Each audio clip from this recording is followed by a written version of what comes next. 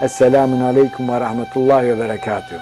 Ji derê xwe ji we pir û pir hez dikin. Bê xwestina ku belkî heta îro kesî ji we re negotiye ku sira gerdûnê ye, em ji we re eşkere dikin. Ez masteyî didim we. Ji derve xwazin bigêjin Xwedê. Dema ku hûn jî derbixwazin vegihîşin Xwedê, hûn desterast bi Xwedê ve tînkirêtan. Bixwazim ku ev dinya ji bo we biberçine. Bixwazim ku hûn bibin Xwediyê hemû çineta. Xwedê ji we hemûyan razî be, em ji dilê xwe ji we pir û pir hez dikin.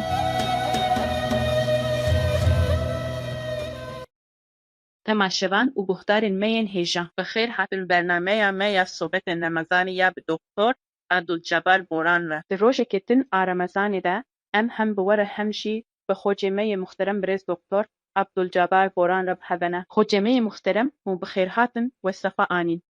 Em ji Xwedê re hemd û şikirên bêdawî dikin ku carekê din em bextewariya mezima bi we re bûnê dişîn. Em ji we pir û pir hez dikin. Em jî ji we hemûyan pir hez dikin, Xwedê ji we hemûyan razî be. Di dî meha Remezanê ya xweşik de em di daxwaza ku rebê me ji her kesî re behtewariyan bîne, daxwazin dest di bersilandina pirsan bikin. Em ji dinê xwe ji we pir û pir hez dikîn, Xwedê ji we razî be. Xwedê ji we jî razî be. Xocê me yê muhterem ji remiya îro di Qur'anê de têgeha şefaetê. Bi sade we hebe em bi pirsa xwe ya yekem dest pê dikin.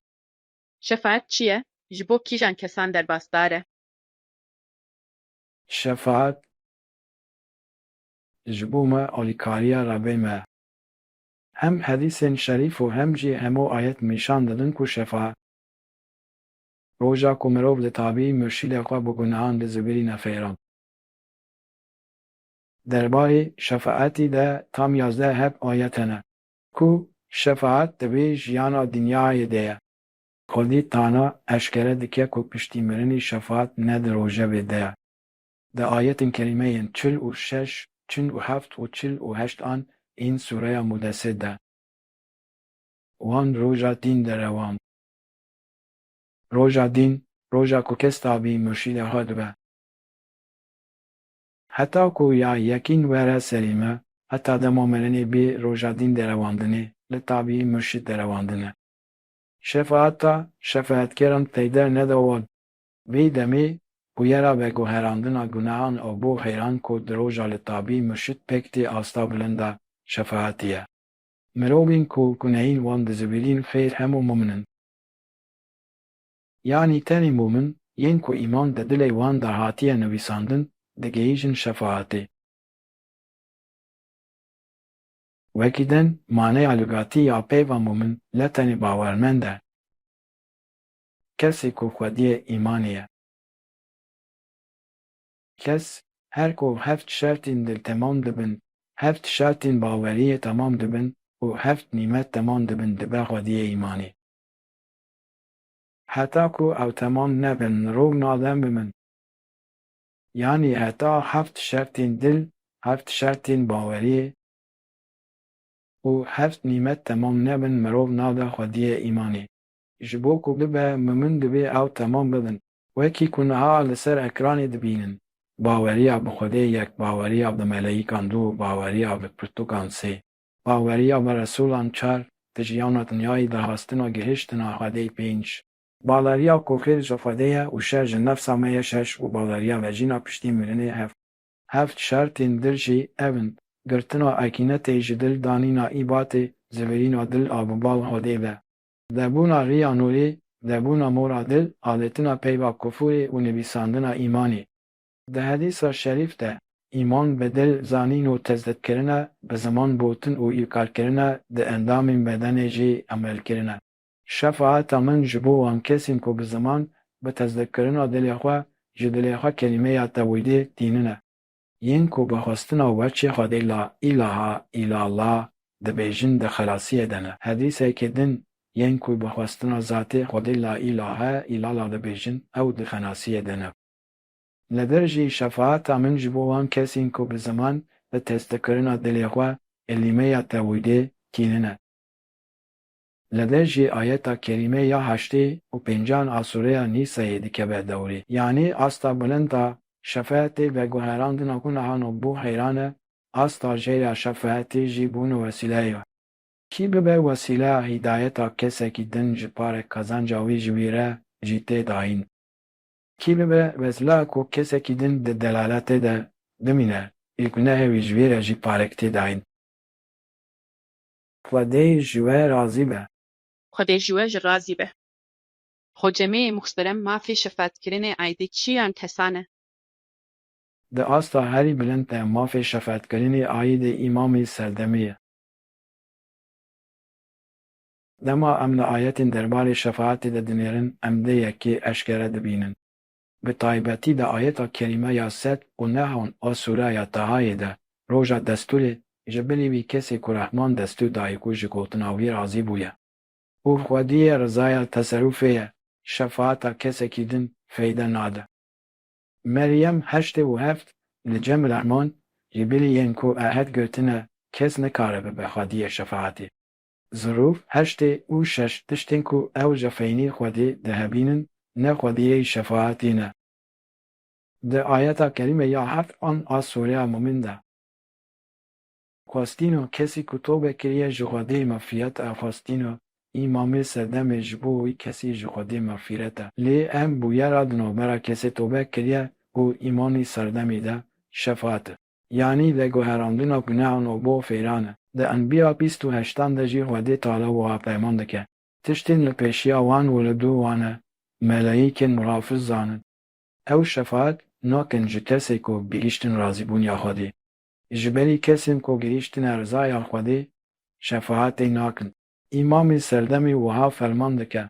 Hukmê me ji bo wan kesên ku ji dil dixwazin bigihîjin Xwedê re ye. Duaya me ji bo wan kesên ku bi 12 hesanan li tabî murşidên xwe bûne.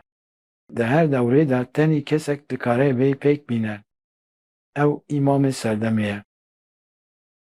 İmamên serdemê ew in ku gihîştina rizaya teserrûfa Xwedê. Li gorî ayetan ew gavajiyana dinyayê dijîn şefaetê pêk dînin. Ew kesin ku li huzûra Xwedê ji Xwedê yadgirtine. Xwedê Teala wezîfeya îmamtiyan nemêja huzûrê daye wî. Di hedîsa şerîf a Sultanê Nebiyan, Peyxemberî me de kî ji bo min vesîleyê bixwaze, şefaeta min li ser wî wacib dibe. Em ji ber lê yekê dibînin. Peyxemberî me silava Xwedê lîbe îmamî serdemê ye. Lê ji bilî wî hemû welî, Resul, welî, murşid û wekîl murşid hemû wasile ne. Yên ku li pey wan vesîlaran diçin jî şefaeta Resulûna li ser wan wacib dibe, yanî ev dibe nezer.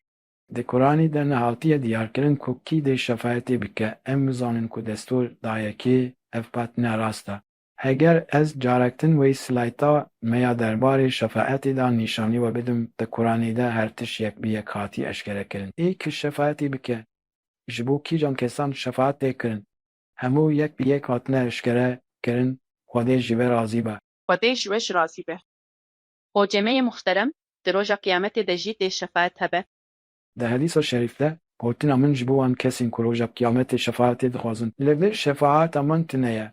Ma gava hûn li dinyayê bûn, hûn bi têra xwe nehatin hişyarkirin, yanî ma ji we re nehatî zawkirin. Bûtina min ji bo roja qiyametê şefaetê dixwazin di vir şefaeta min tuniyayê gavabûn li diyayê bûn têr nehatin hişyarkirin. Hemû Resul di Enam 48 de hemû Resul mizgînvan û hişyarkerin. û Resulûna Efendî me silava Xwedê lêbe hişyarkerek e. Li ser çi hişyar dike? Dibêje ku cihê wan kesên ku ji dil naxwazin bigihîjin Xwedê caynamê ye. Wan hişyar dike, mirovan hişyar dike. Ma ji bo vê yekê hûn bi têra xwe nehatin hişyarkirin. Di Taha 108 û 109 de jî Xwedê Teala wiha ferman dike.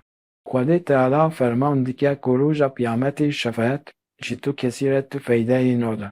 Lê mehabin gelek mirov li pey zanin û gumanên xwe diçin terî ku di Kur'anê de di tu ayetê de nehatiye gotin jî. Dibêjin ku Pêxember Efendî me silava Xwedê lêbe ê roja qiyametê ji her kesî re ji hemû bawemendan re şefaet bike. Şefaet roja qiyametê de nabe, di roja îznê de dibe. Roja îznê, roja ku mirov tabiyê dawetkar dibe.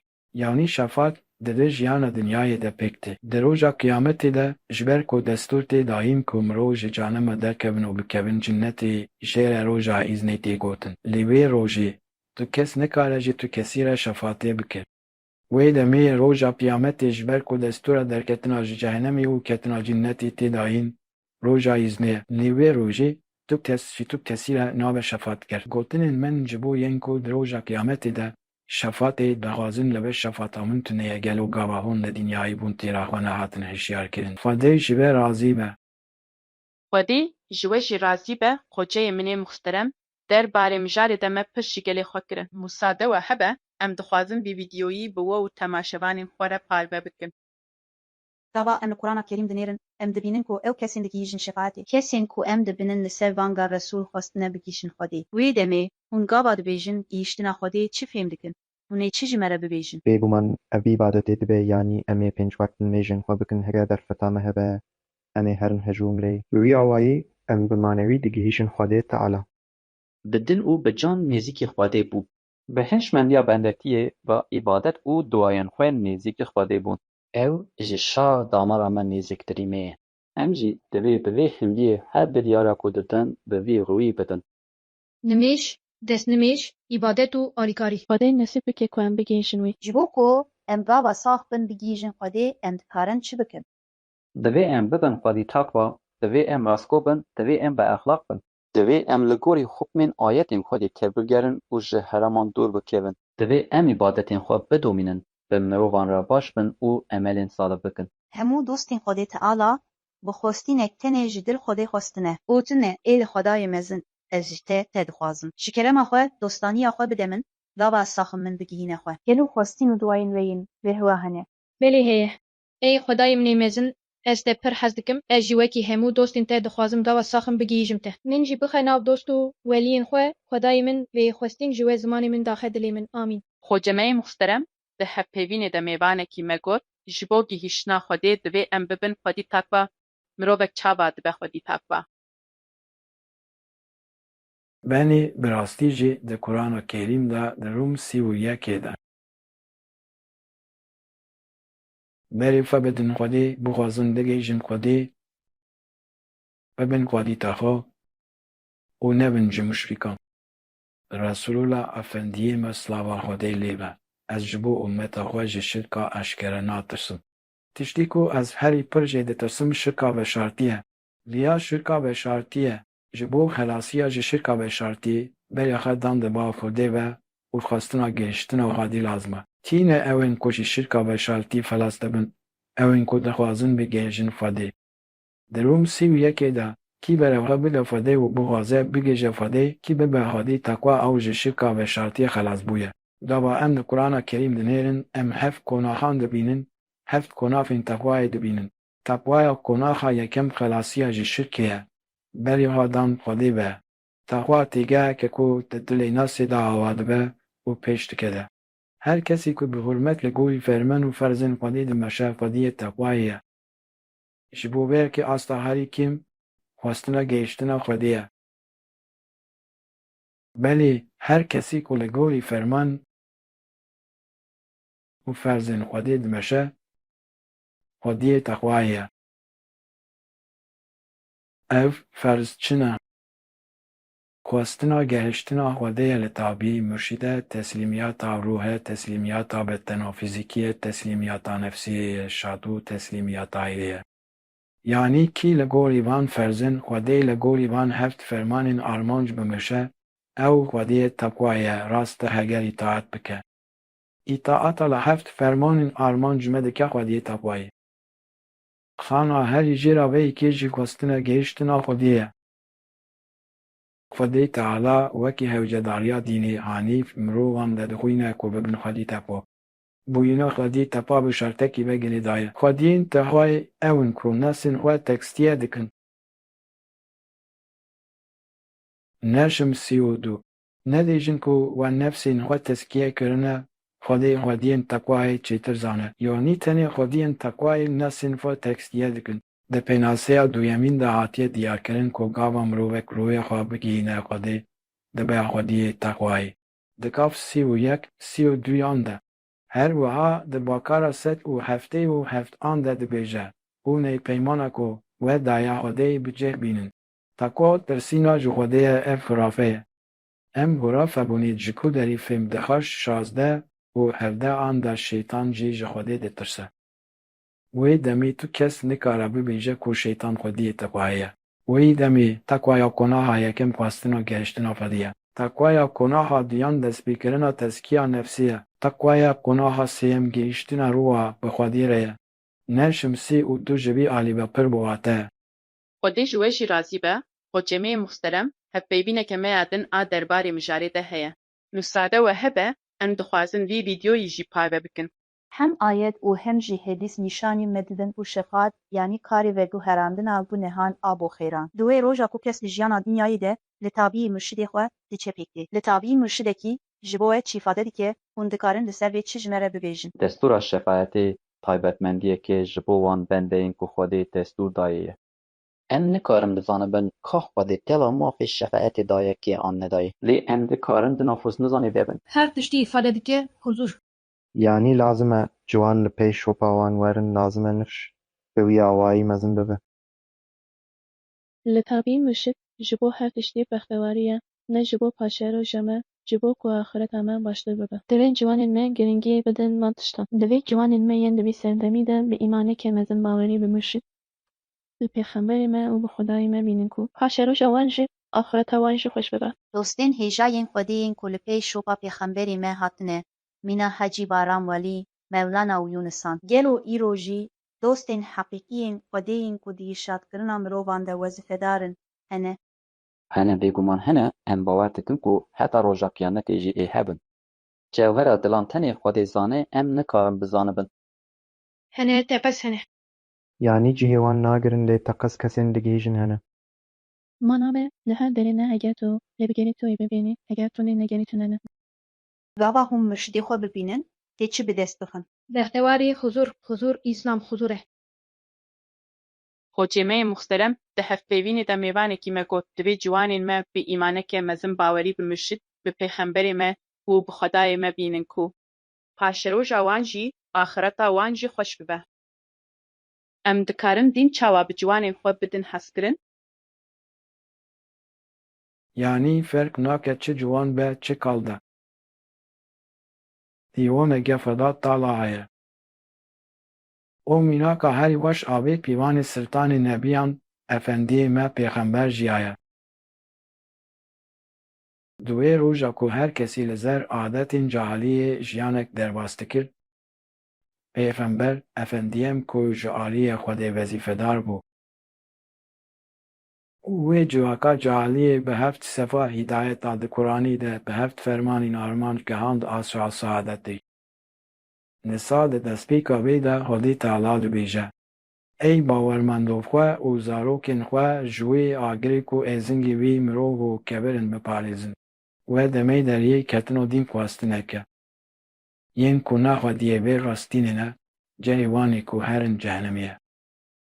Lê yên ku dixwazin xwe ji cehennemê xelas bikin, divê teqez di dil bixwazin bigêjin Xwedê.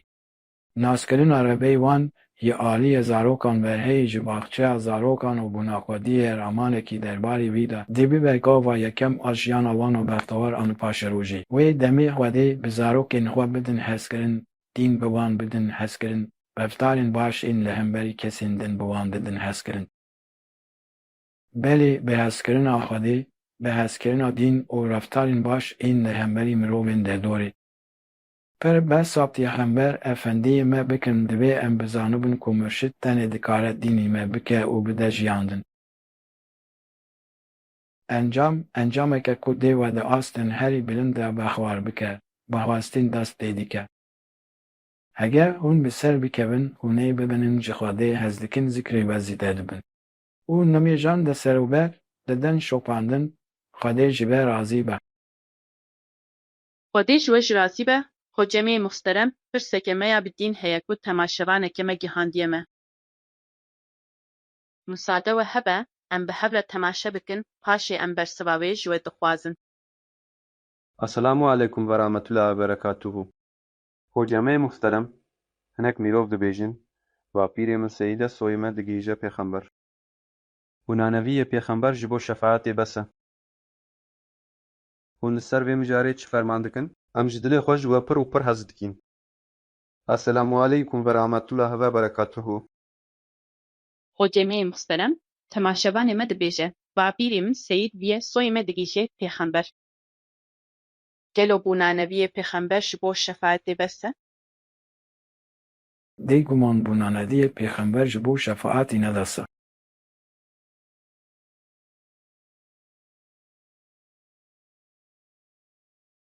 Hedîsa şerîfa Sultanê Nebiyan Pêxember Efendiyên pir eşkere ye. Dema şwara 200 û çarehat îmzalkirin ji Hezretî Elî re dibêje Kureyşiyan li Arafatê kom bike ez ê fitabî wan bikim. û gava Ennûî hedîsî dinêrin te hedîsa ku ji Resûlullah hatiye neqilkirin de. Ey kurên Abdûşems, ey kurên Kabe îminî Lûwey, ey kurên Abdûlmenaf, ey kurên Haşim, ey kurên Abdûlmuttalîb, ey keca min Fatmo, xwe ji cehennemê xelas bike. Çunkî qeweta min nagihîje ku ez we ji ezabê Xwedê felas bikim. Îcar îfade dike ku mirov tenê bi xwestina îladeya feya azad dikare xwe ji cehennemê xelas bike. Ne bûnaneviyê pêxember, ne soyê tu tişt nikare wî xelas bike. Ji ber vê yekê mirov dikare bi çi xwe ji cehennemê xelas bike? Bi dil xwestina gehîştina Xwedê, wekî ku Sultanê Nebiyan Pêxember Efendiyên qisas pêncî û şeş lenda gava ew piçûk û wî muhafize kiriye. Resûlê Xwedê hertim bûye mixatabî bangewaziyê teplîf kiriye lê. Heger ez li pey te werim ez ê ji warê xwe werim derxistin, ez ê ji vir derkevim wî nexwest. Ji ber ku nefast alîkariya Resûlullah negihîştiye wê. Yani ji bo ku alîkariya Xwedê bigihîje ji kesekî tepez ew bi dil xwestina gehîştina Xwedê girêdayî ye. Mirov tenê bi alîkariya Xwedê dikare ji cehennemê felas bide. Lê ji bo ku alîkariya Xwedê jî werbigire, divê ew kes tepez bixwaze bigehîye Xwedê. Hedîsa şerîf pir eşkere ye. Di Enam 5 û 6 de, di Enbiya 28 de şefaetkar tenê ji bo kesên gihîştine rizaya Xwedê. Ji birî kesên ku gihîştine rizaya Xwedê şefaetî nakin. Di Enam 5 û 6 de dibêje, bêguman ji bendebûn bi wan tiştên ku hûn ji xeynî Xwedê jê re dua dikin. Bêguman ez ji bendebûn bi wan tiştên ku hûn ji xeynî Xwedê jê re dua dikin hatim qedexekirin. Ez li pey hewesên we, afatên nefsên we û xwestinên wê naçim. Heger ez herim vê demê ez ê di delaletê de bim û ne jê hîdayetkiriyan bim. Xwedê ji we razî be. Xwedê ji we ji razî be. Hocê me muhterem, hevpeyvîneke me ya din a derbarê mijarê de heye. Musade we hebe em dixwazin vî vîdyoyî jî biweşînin. Xwedê Teala ferman dike ku bila ew kesên gunehên wan dibin xêr û digihîjin şefaetê bi zikirê xwe paqij bikin da ku edîneyên wê xelak û gune bin. Yanî ferman dike ku nefsa xwe paqij bikin. Li gorî we feydeyên zikirê ji bo me çi ne? Zikir yanî bi rengekî bîranîna Xwedê ye. Zikirkirin bêguman paqij dike, di manewiyatê de paqij dike, royê mirov paqij dike, ez bi tiştên wiha bawer dikim. Xwedê pir bînin biya xwe, pir zikrê Xwedê bikin.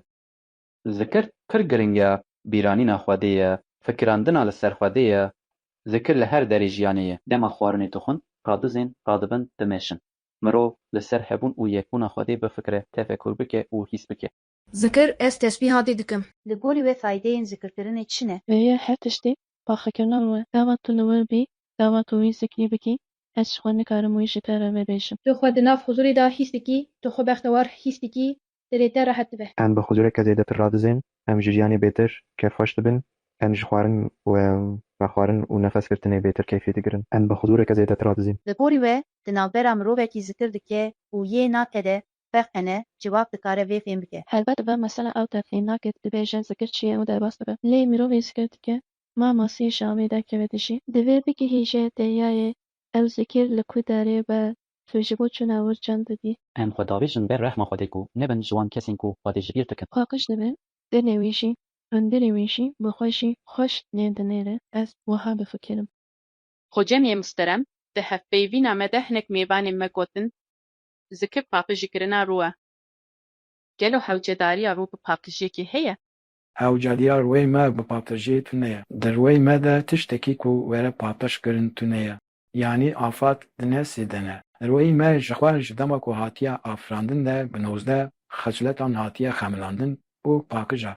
Di tu wextî de negin gazek û royê me pîs bide, tevlî tu gunehî nabe. Gava bi beden û nefsê re kîjan gunehî bike, ro dê dice de ji bedenî vekete. Derbarî patejîkirina nefsê de sonî ku nefsê daya Xwedê Teala heye. Çunkî di destekî de nefsa me ji serî heta binî bi afatan hatiye dagirtin. Divê ew hemû bi zikî dayînî werin paqijkirin. Kesên bi rastî li cem Xwedê tayî bin, ew in ku nefsên xwe ji afatan paqij dikin. Paqizî ji îmanê tê. Di ayeta 105 ana Sûreya Maîde de, heger hûn di hîdayetê de bin, kesên di delaletê de ne nikarin zerarê bidin we. Wê demê tiştê ku divê were paqijîkirin nerû e, tiştê ku divê were paqijîkirin nefsa me ye. Di ayetên 38, 39 û 40 yên Sûreya Mudessîr de, hemû nefs ji ber gunehên ku kirine rehînin, lê belê ew in ku sondên xwe bi cîştînin ne di nav de ne. Xwedê ji we razî be. Xwedê ji we hemûyan razî be. Xwecemê muhterem, dîsa pirseke bidin a temaşevaneke me heye. Eger hûn musade bikin, em bi hev re temaşe bikin.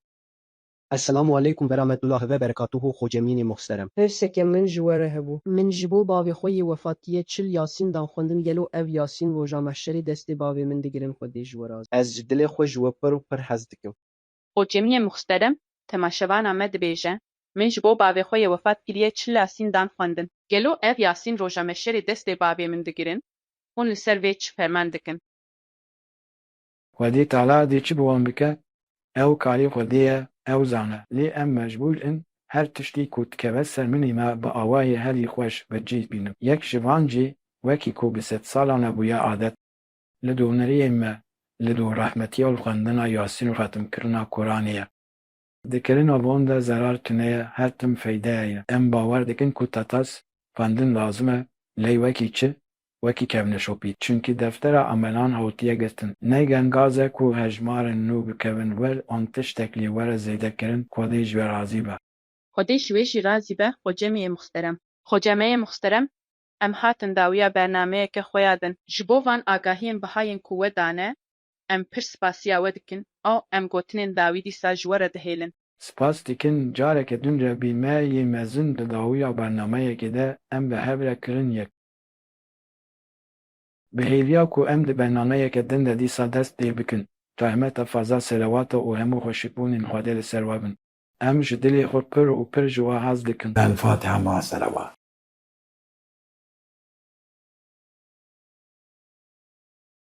Esselamu aleykum ve rahmetullahi ve berekatuhu.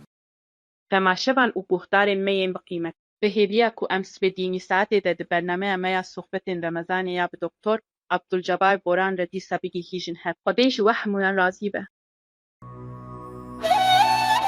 Esselamu aleykum ve rahmetullahi ve berekatuhu. Ji dilê xwe ji we pir û pir hez dikin. Bê xwestina ku belkî heta îro kesî ji we re negotiye ku sira gerdûnê ye, em ji we re eşkere dikin. Ez masteyî didim we. Ji dil bixwazin bigêjin Xwedê. Dema ku hûn ji dil bixwazin bigihîşin Xwedê, hûn desterast bi Xwedê ve tînkirîtan. Bixwazim ku ev dinya ji bo we biberçine. Bixwazim ku hûn bibin Xwediyê hemû çineta. Xwedê ji we hemûyan razî be, em ji dilê xwe ji we pir û pir hez dikin.